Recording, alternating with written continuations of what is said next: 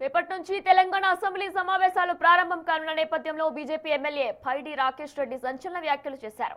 Assembly సాక్షిగా ఎమ్మెల్యేలు ఎమ్మెల్సీలకు drugs టెస్టులు చేయాలంటూ ఆయన డిమాండ్ చేశారు.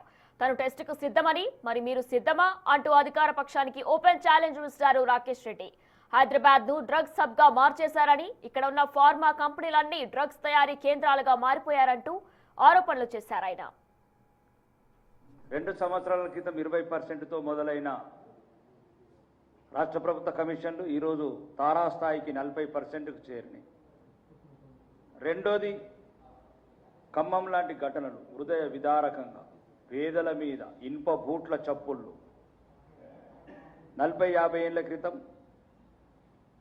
కష్టపడి కన్నీళ్లతోని ఇటుక వేర్చి రూపాయి సంపాదించుకొని 50 గజాలల్లా ఇల్లు కట్టుకొని బతుకుతున్న ఖమ్మం పేద ప్రజల మీద ఇనుప బూట్ల చప్పుళ్ళు మళ్ళీ రాష్ట్ర ప్రభుత్వం సరిదిద్దుకునే చర్యలు. ఇక మరోవైపు ప్రభుత్వాన్ని అసెంబ్లీ వేదికగా ఉక్కిరిబిక్కిరి చేసేందుకు బీజేపీ అస్త్రశస్త్రాలను సిద్ధం చేసుకుంది.